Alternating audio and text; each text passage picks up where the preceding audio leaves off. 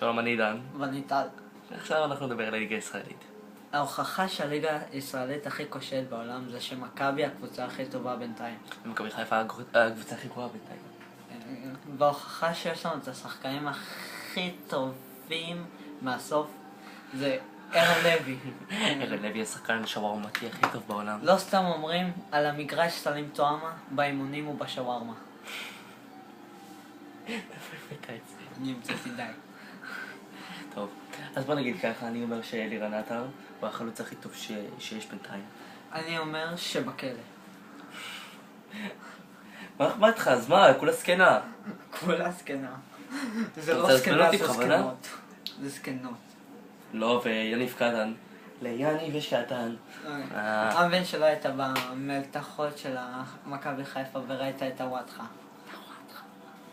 אתה רואה אותך סתם כושי מטומטם. כושי מטומטם. דיאבלו. דיאבלו. ועוד הוכחה שמכבי טוב, מכבי חיפה הקבוצה שקונה את השחקנים הכי טובים זה אנדלובו. אנדלובו שחקן מטומטם, לא אנדלובו יודע להניע כדור. אנדלובו יודע הכל, הבעיה שאיכשהו כל משחק הוא ייפצע. אנדלובו לא יודע להניע כדור, הוא פעל בבני יהודה, הוא טוב לקבוצות בינוניות, לא יותר עובד. הוא טוב לחימום הספסל, בוא נגיד ככה. הוא תופס את כל המקום שם. הוא וערן לוי צריכים לפתוח. ערן לוי אבל פותח.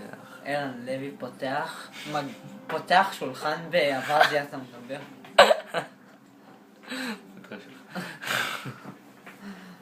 טוב, אז בינתיים ליאני והקטן הזה ותמרתך הענק הזה. לא, אבל ההוכחה זה גם דמאו. משחק ראשון. דמאו שחור ויש לו ענק. משחק ראשון שלו במכבי חיפה, התלהבות, בום אדום. קיבל אדום בן זונה. טוב, חושב שדיברנו מספיק על מכבי חיפה, עכשיו נעבור... בואו נדבר על הפועל תל אביב. באתי להגיד זה. הפועל תל אביב. עכשיו עם המבצע עמוד ענן קשה להם בכל זאת כל בוקר לעבור את המחסום. קשה, חברים, קשה. קשה. חיים קשים, חיים בזבל. בעיקר הם קוראים לך וליד ובדיר. וסלים. וסלים. בדיר, סלים. בעברית יש לזה משמעויות אחרות. גם טלב טוואטחה. תחשבו, המאמן בא אליו. בוא אני אגיד לך מה המשמעות של השם שלך בדיר. מה זה, גיבור ישראלי? לא. מה זה, נביא? לא. זה איפה ששמים את החזירים בדיר. זה איפה ששמים. בדיר. או סלים. מה זה גיבור?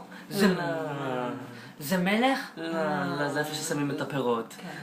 שיר עקוב.